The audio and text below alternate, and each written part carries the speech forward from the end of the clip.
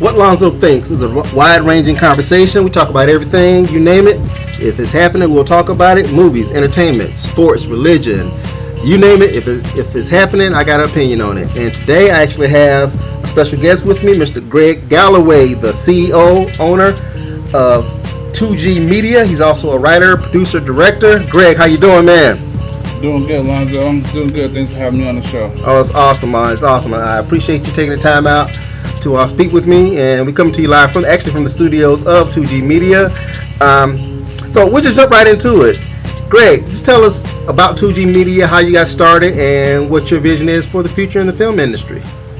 All right. Well, got started in about 2007. Prior to that, I was just freelancing, and started with a movie called To Have and To Hold.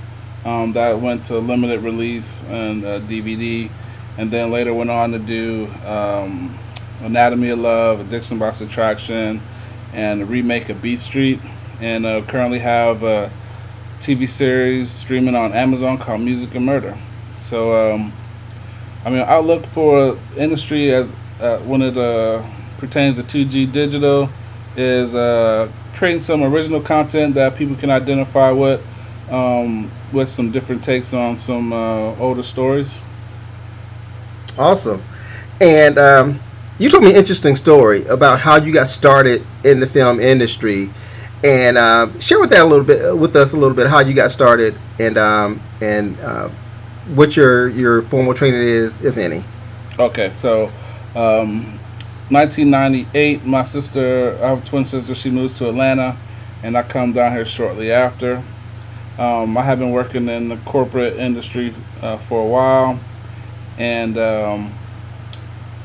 previous to then, we're all military kids, so we were stationed in Germany for a while, and in Germany they have one channel, it's called AFN, and we can only watch what's on that TV channel, and so then basically what we did is rent a lot of movies. So at one point I know my family had about 1,500 VHS tapes, and that was kind of the start of, I guess, my love for film, but didn't go directly into film, went into music, and I was an engineer for a while in Baltimore, Maryland, and later on in life decided that I wanted to get into the film, which kind of encompassed more of audio and visual. So at this corporate job I had in '98, had eventually got fired, and while I was there I wrote a script called Raven's Cry, and went and hired a crew and shot a trailer for it, and had it edited at Showcase Video, and at that time it was like $300 an hour to edit at Showcase, and so I sat down for 2 hours and put together a quick trailer, and this was actually before non-linear editors. This is before Final Cut. This was like straight A/B editing, just linear editing, and so we put together that trailer, and I was working at one of those day labor places, and I had always seen this guy come out. He step outside, smoke a cigarette almost every day, and one day I approached him. I said, what are you guys doing in there? It was a building next to the office that we were out of, and tenant windows, and he's like, we're editing a movie in there. I said, okay, cool. I always wanted to edit, and so he said, if you're an editor, I could set you up with a interview with the guy who owns the production company. And the guy who owned the production company also owned a nightclub, so he had converted his VIP room into this whole edit suite. So it was like on a Friday I met with him. I brought my VHS trailer for Raven's Cry, and he liked it and asked me if I did, and I took Showcase credit, and I said yeah. And he said, well, do you know how to use Final Cut? I think Final Cut had just came out, the first version, and I said yeah. And he said, all right, we'll come back on Tuesday, and we'll have you sit down and see what you got. So on that Friday, I left, went straight to the library, got all the books I could on Final Cut, and the whole weekend I just studied up on it, and came back on that Tuesday and had a good idea of where everything was located, and sat down and started putting stuff together, and he liked it. So from there, I became the sound editor and associate producer that was over sound post production. So that was like kind of my start. While I was there, I wrote a script called "To Have in the Hole," and we raised about 41,000. And this was before HD cameras. We shot on XO ones in North Georgia, and we just shot on weekends. And we put that film together, and that later was in like Empire DVD, Video 2C here in Georgia, and a lot of other online DVD distributors. And after that, I was kind of wrapped. I got my feet wet, got a good education in the film business, and been doing it ever since. So in other words, you got your grind on, right? Yeah, that's the best way to do it. and you hear that a lot in the industry, and a lot of folks always ask me, obviously being in the film industry, and I'm sure you get the same question. When folks find out that you work in the film industry, they always want to find out how you get your start. And my response to that is, you start where you start. There's no one set path. Like, of course, to be an attorney, you got to go to college, go to law school, take the bar, get a job, and you're an attorney. It doesn't work like that in the film industry. You don't really need any formal training or anything like that. You just need the ability to learn and the hustle, and you can create your opportunities that way.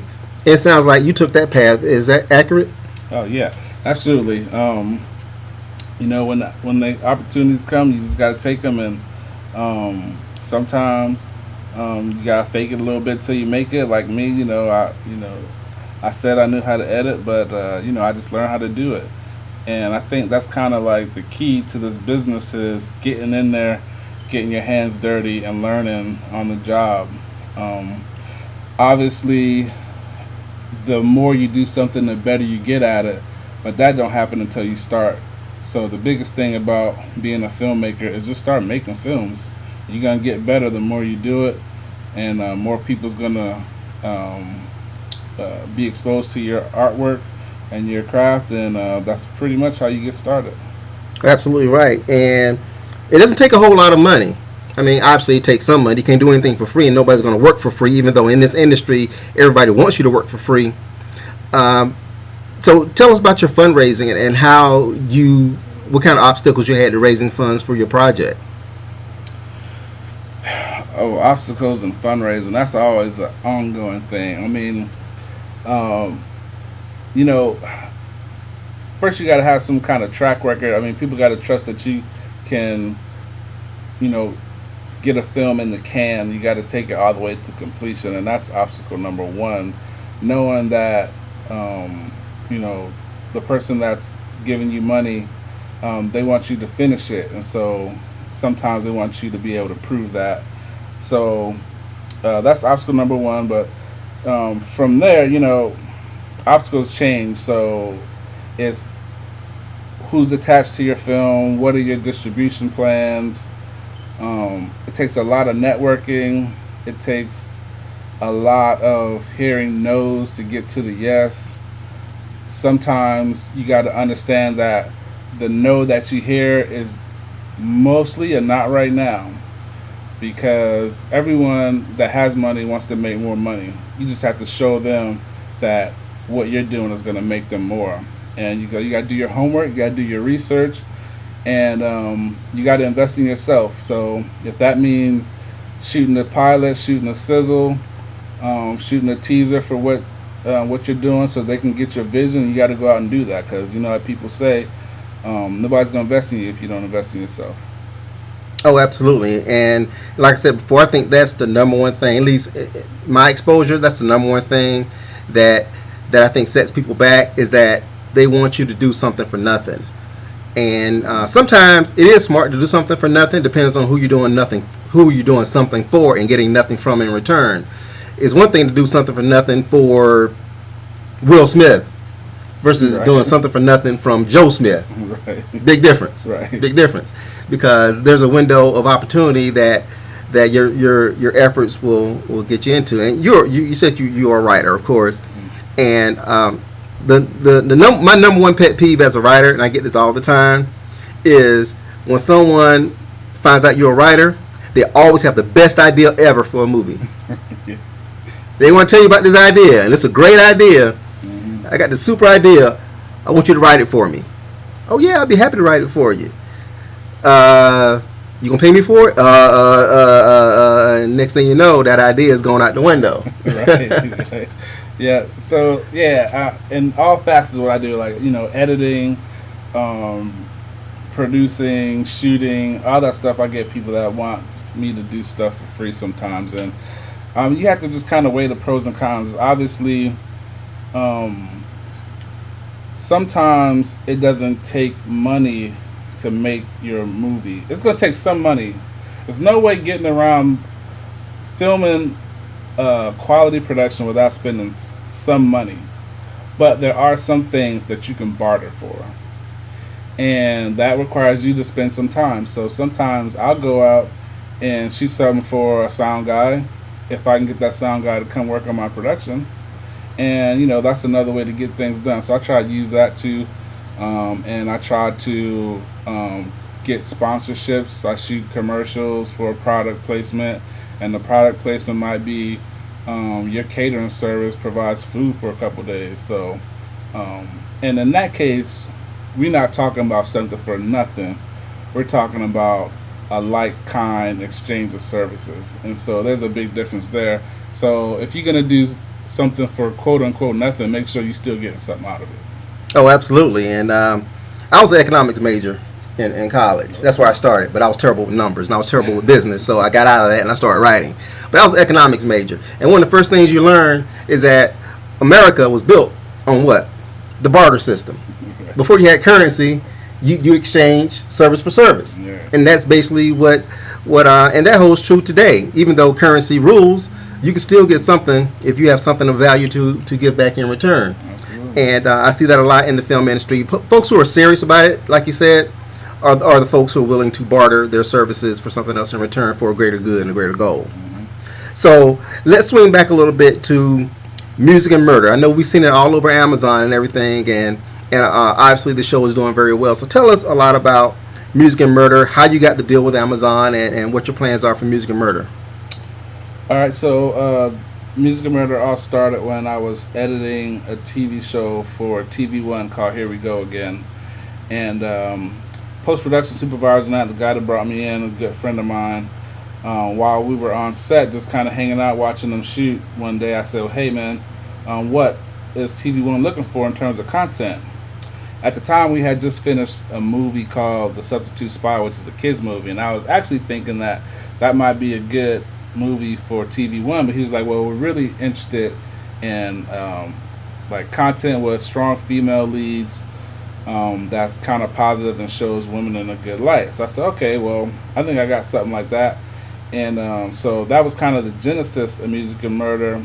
And I shot a pilot, and I took it back to him, and he said he liked it, but it was too much music in there. And I said, well, the name of the show is Music and Murder. And basically, Music and Murder is about a music video producer who's kind of on the track to become really successful, but she gets framed for murder. So it's really a courtroom drama at its heart, but it has like a strong music underscore. So he was like, I don't know if we're going to be able to do anything with it, but I made a couple changes, sent it back to him, and they were actually interested, but they wanted to make some changes that I just didn't want to make from a creative standpoint. And I always tell people, like, try your best to control your product, especially from the film distribution deals that I've negotiated in the past, and with my other company, iFlix TV.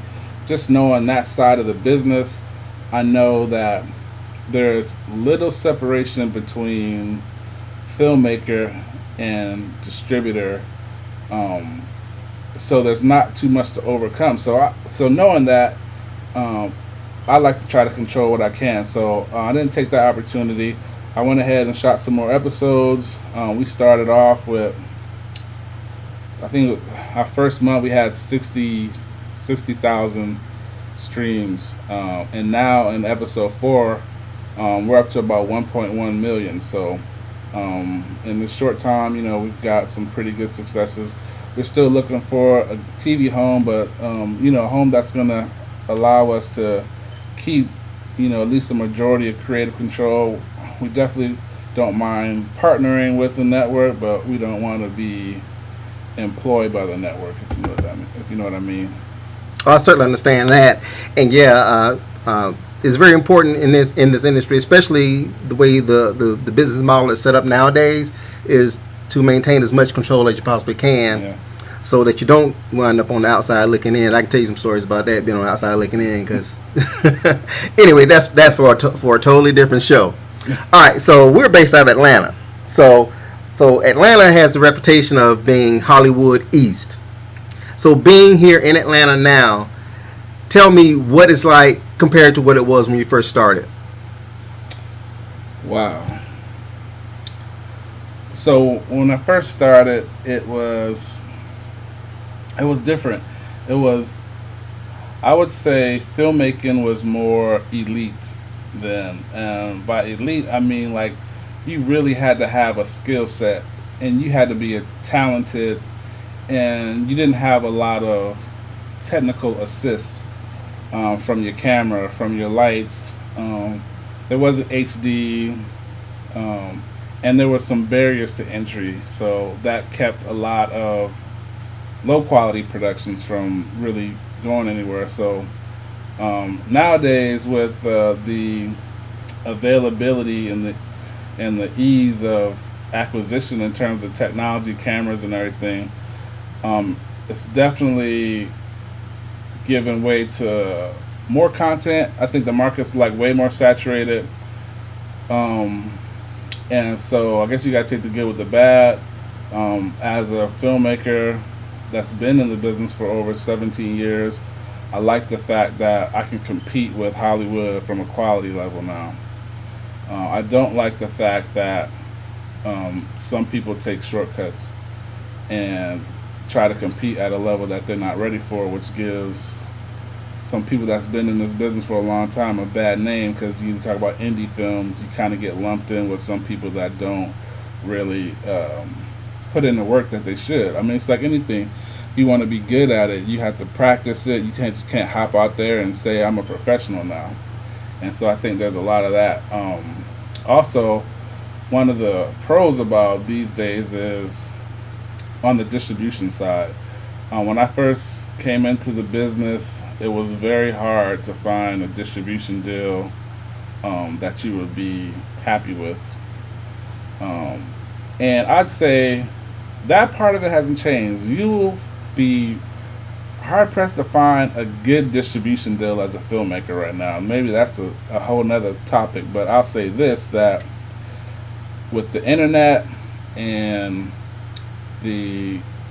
all the other opportunities out there that you can get your film exposed, it's definitely easier for a filmmaker to make money these days.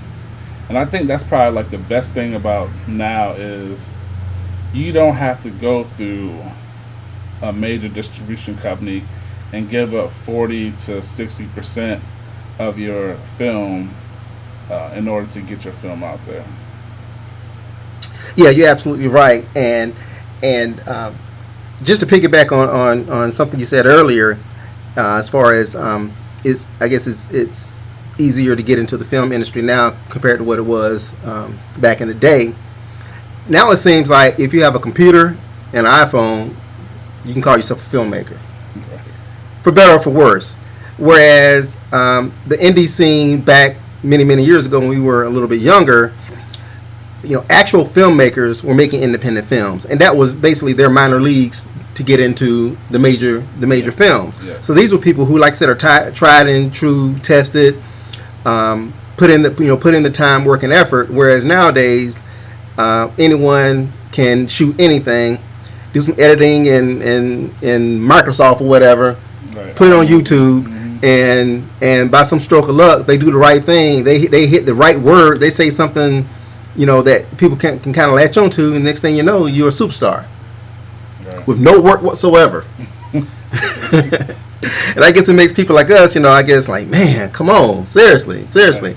So knowing that now everybody and their grandma, because especially in Atlanta, if you throw a rock, you can hit somebody who works in the film industry. Right. You're going to bump into them, And it's amazing. It's amazing. And you meet people and oh yeah, okay, yeah, sure, whatever. You know, everybody's is the next big thing. I get it. Everybody wants that dream. Nothing wrong with that. I'm not gonna shit on anybody's dream. But just because you got a camera and a computer, you're not a filmmaker. Right. You know, it's a hobby. Right. So how does that make you feel as someone who has put in the time and the effort, seeing that, you know, somebody can just get one thing right and be an overnight sensation? How does it make you feel? Be real now. You know, I mean, just going back to how I got started. You know, I was in the right place at the right time.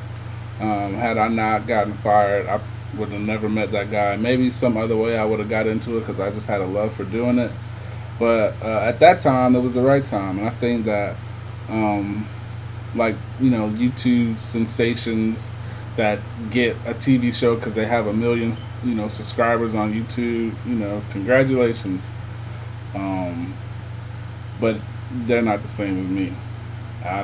They're not on my level. I consider myself to be at a, you know, a graduate level, and I consider them to be like highly amateurish, but lucky.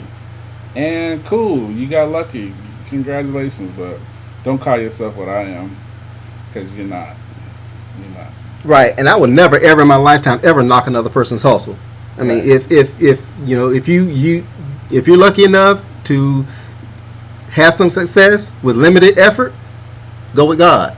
Go with God. But like I said before, you can't put on a suit and tie and grab a briefcase and walk into a courtroom and call yourself a lawyer because you watched law shows on TV. Right.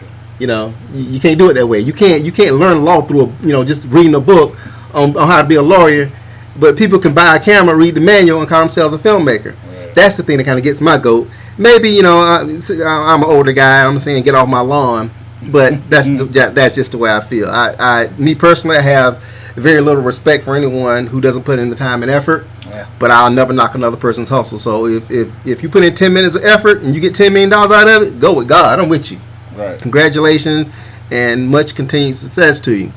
So okay, we'll get off of that for a moment here, and we're going to jump into some opinionated stuff when it comes to entertainment, film, music, you name it. Okay, and first of all, I want to jump into something. This is a theme that I've been it's an overarching theme from my podcast that I've been discussing with people. So I'm going to discuss with you now. Okay, so hear me out. All right. Hear me out, because I got a problem. I call it a conundrum, which is a fancy word for problem, but I love big words. I'm a writer. Right. I search for big words. Okay, I have a conundrum. And seeing how today's social climate is with white supremacy, the Confederacy, and things of that nature, it's a timely topic that I must discuss with you. So, Greg, my favorite movie of all time. Now, keep in mind, you said you had like 1,500 films, VHS. So I know you watched a ton of movies. Yeah. I watched a ton of movies as well. All right. Okay? Millions of them. Literally. Okay? Some good, some bad. Okay. All right. I'm rambling. I'm rambling for a reason. Okay. All right? My favorite movie of all time is Gone with the Wind. Okay. Now, I'm a black man in the Deep South. Mm-hmm. Okay? And my favorite movie is Gone with the Wind. Mm-hmm. Okay, your opinion. Go. Have you seen it, first of all? Gone with the Wind is my mother's favorite movie. Okay. So I've seen it plenty of times as a kid and later as an adult. You know, it had it had some undertones of the time. I think it's definitely authentic with the times. I think as a movie, though, it's probably one of the best movies ever made. Storyline, acting. Like I said, it's my mom's favorite movie, and that's just one of the movies that stuck with me. It's like Gone with the Wind and Hello, Dolly. And I'm like, those are like American classics no matter where you're from. You know, what nationality, color, whatever. They're just well put together films. Okay, Greg, you're black. I'm going to assume that your mother's black as well. Yes. Okay? So now I know there's at least 3 people in this world, black people, who love Gone with the Wind. Okay? All right? Yeah. So now here's where the conundrum comes in. Okay? Because once again, this film glorifies the South. It glorifies racism. It glorifies the slave trade. My opinion is, I wrote an article about this as well. You can catch it online at hillstreetviews.com, my friend Sean Hill's site, and some other outlets. I sent it to a bunch of different outlets. They rejected it. I know why, but hey. My thing is, with this film, even though it glorifies slavery and it makes the South, it makes these genteel Southern folk heroes when actually they lost a war that they fought trying to oppress another people. Hattie McDaniel, who plays Mammy in the film, won the Academy Award, the first black to win an Academy Award for Best Supporting Actress. She wasn't even allowed to go to the premiere of the film. And Clark Gable actually was on the verge of boycotting the premiere, but Hattie insisted that he go, and he went. Only reason he went because she basically forced him to go. In the film, Mammy, although she's a slave, is probably the most respected character in the film. Do you agree with that? I agree. Okay, because basically, obviously, back then in slave days, the Mammy raised the children. Right. They sometimes even nursed them. So Mammy was more of a mother to Scarlet, the Scarlet character, than her actual mother was. And in the film, you see the mother maybe 2 or 3 scenes, and she's gone. But you see Mammy the entire film. Right. And nobody talks back to Mammy. When they do talk back to Mammy, Mammy gives it right back to him. And all the characters, Rhett, Melanie, Scarlet, Ashley, every white character respected Mammy. And they basically followed her lead. Also, you have Big Sam and Port, which are the 2 men. Port was the field hand. He was the foreman. Yeah. Port was, for lack of a better term, the house Negro. And obviously, Scarlett loved these 2 men, and they loved her, and they had a great relationship, and she respected them as well. And Sam actually saves her life, obviously, later in the film. And Port stuck around. When all the other slaves ran away, Port stuck around. I call that Stockholm Syndrome, but that's just me. But so okay, that's 3 major black characters in the film. All of them treated with some level of respect. Then you have Prissy, which is total other end of the spectrum. She's the dumb, dim-witted, stupid, I don't know nothing about birthing no babies. Right. And they treat her like shit. Yeah. Okay? So you got 3 out of 4 characters. 75% of the major black characters are treated with a certain level of respect.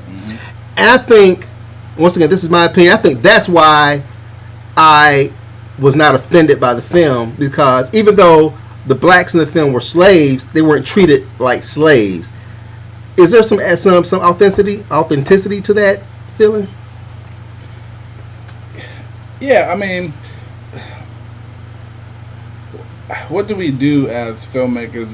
We got these stories that we want to get out, and Gone with the Wind was based on something that happened in our history. It's not something that we should forget. It's not something that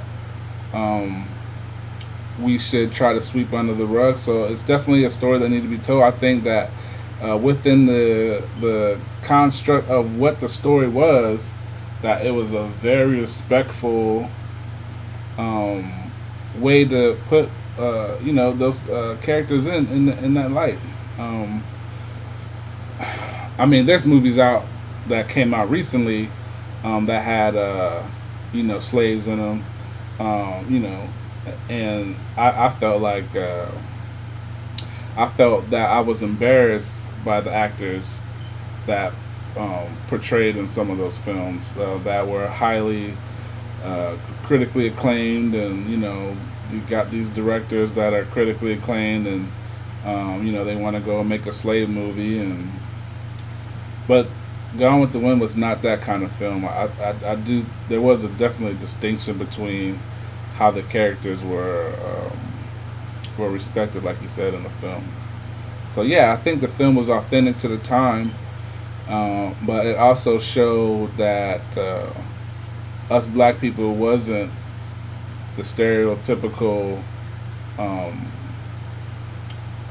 Negroes that people portrayed in media at that time and still today.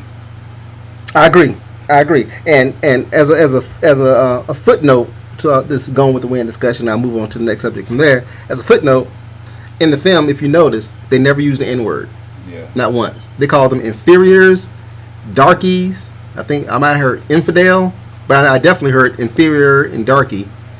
But you never hear the N word, which I thought was, especially this film was shot back in 1938, so I found that was on purpose. Yeah, it had to be on purpose. Right. So I found that enlightening as well. So yeah, Gone with the Wind is my favorite film, and I feel kind of indifferent about it, but it's still gonna be my favorite film.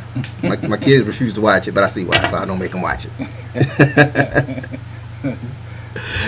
They got to get past the black and white of it first, and then get past the black and white of it. yeah, exactly. But I will say that, man, that is one beautifully shot film. The cinematography is off the hook, and I think Vivian Lee's performance as Scarlett O'Hara to this day is my favorite performance ever by a female actress.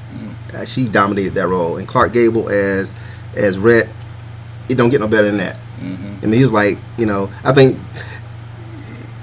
Billy D. Williams and Lady Singing the Blues kind of remind me of Rhett. That cool, suave, debonair. Yeah. So so that film was always going to be on top of my list until something else happens. Strong characters in that one. Absolutely. So let's get back on topic as far as modern times. We talked a little bit before we went on air here about how in the industry you can easily, for lack of a better, I'll be politically correct, have your ideas appropriated by others. Has that happened to you? And if it did, how did you feel about it? And if it hasn't happened to you, how do you feel about it? I don't think that, at least at right now, I can't recall any ideas being appropriated. But I do think that there was a film festival here in Atlanta, and I don't remember which one it was, but I know it was Atlanta Film Festival. I just don't know what year. And there was a panel of attorneys, and they were talking about copyrights and plagiarism. I used to work at a law firm back in the day, and I was managing the mailroom, and we'd see a lot of entertainment cases come through there because the law firm handled a lot of big people like Sony, and we see litigation all the time from these big companies like allegedly appropriating other people's idea. So it's commonplace to do that. And circling back to this panel, and we talked about this a little bit offline, was it's not unheard of for a producer to hear an idea and then go get another writer to write a story based on the idea they heard. It's definitely shady, but it's not illegal. And I think that there should be some laws that's enacted to kind of combat like some common sense copyright infringement. Even though they say, that there's no original idea anymore and all the ideas are just based off the same idea, just different spins on it. If you read two stories, if one is based on the other, and then looking at circumstance and how the birth of the other story, came about, there's some common sense to that. So I think that it's cheating. It's not something I'll ever do. It's not something I ever support. We do a lot of our projects in-house. Sometimes we farm out the writing part. I typically create outlines, and then I will bring a writer on to flesh out the dialogue, and then come back in and work with the writer on polishing.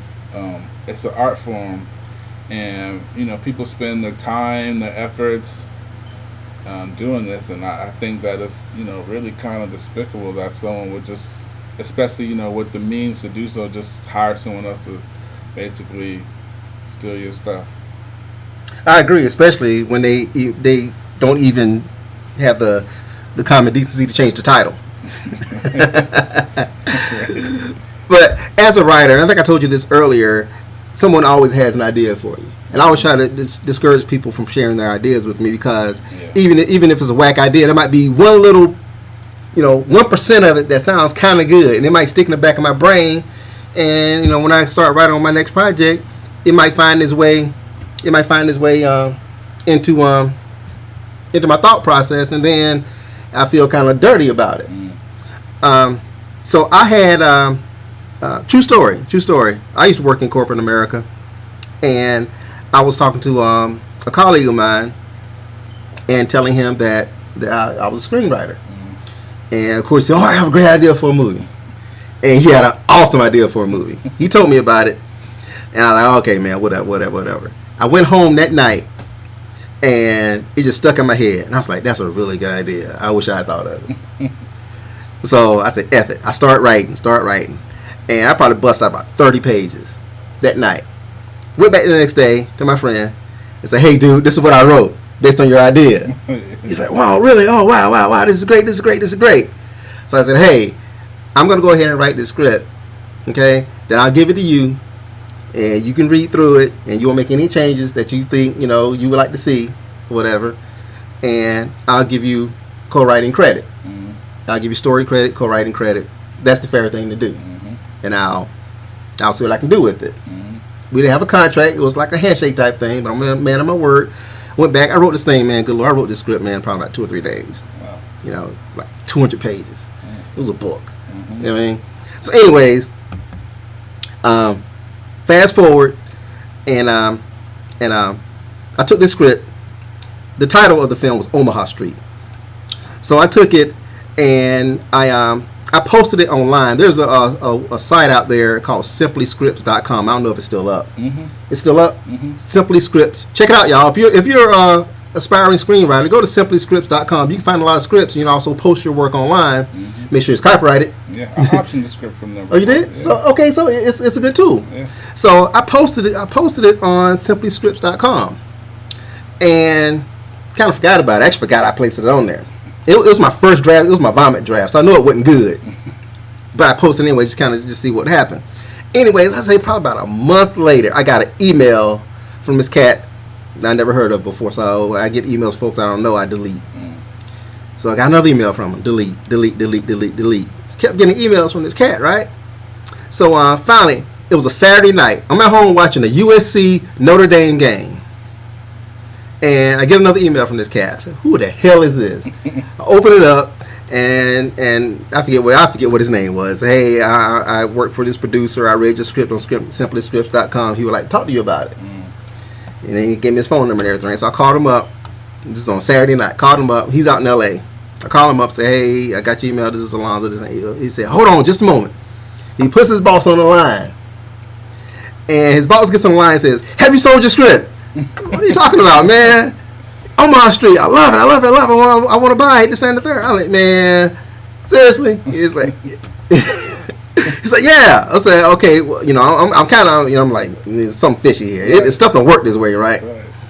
So I said, okay. I took some information from him. Said, let me talk to my folks and everything, right, and try to get some advice, and I'll call you back. So I did that, and I called up. I have an attorney. I called my attorney up. I had an agent at the time. Talked to him a little bit, and we did a little research on this production company. This guy, he's legit. So call him back on Monday, and he makes me an offer. Sold the freaking script, man. Wow. Yeah. And, thank you. And my friend that from work that gave me this idea, and he got a co-writing credit. Dude got a check. A nice check too. Nice. 5 figures. Oh, you know what I mean? Yeah. Yeah, he ate on that. Right. And so did I. You know what I mean? And the film is yet to be produced yet. They lost their funding somehow, but he paid me for the script. So that's your part. Yeah, exactly. That's how the film business works, I guess, in a way, because folks are always asking me, I know you write and all this kind of stuff. I haven't seen any of your stuff yet, man. Well, if you sell it, don't mean they're gonna produce it. Yeah. But as a writer, your job is to sell scripts. Your job is not to make sure scripts get produced, right, even though you would love for them to get produced. But they changed the title. They rewrote it. I left the project because they loved the script, but then they rewrote like 60% of it. It just changed the whole tone of the film. I mean, fuck y'all. Yeah. They changed the title. I'm still getting writing credit for it. It's called, they changed the title to Noah's Room. Noah's Room. And you can look it up on IMDb. It ain't never going nowhere. but I said all that, to kind of illustrate a point that even the smallest idea can become something. Yeah. If you have the vision and the ability to make it a reality. And it's not just as a screenwriter, it's as a filmmaker, as a businessman, anything. You got to plant that seed, and but if you water that seed, eventually it'll grow into something. Mm-hmm. So you said you got iFlix, you got 2G. Obviously, you walk outside of your job one day and see a dude smoking a cigarette. And how many years ago was that? 18. So 18 years ago, you saw a dude smoking a cigarette, and now here you are, a very successful producer. You own, you create, you have an ability to make things happen. And tell me if I'm wrong here, but you are a success story. And I think a lot of times people look at success based on material wealth, fame, things of that nature. Everybody's not going to be Spike Lee. Everybody's not going to be what's his name, Will Packer. Right. Everybody's not going to be Tyler Perry. Mm-hmm. Okay, those are anomalies. Success is taking something from nothing, in my opinion, making it your own, and you being happy with what that result is. Yeah. But I think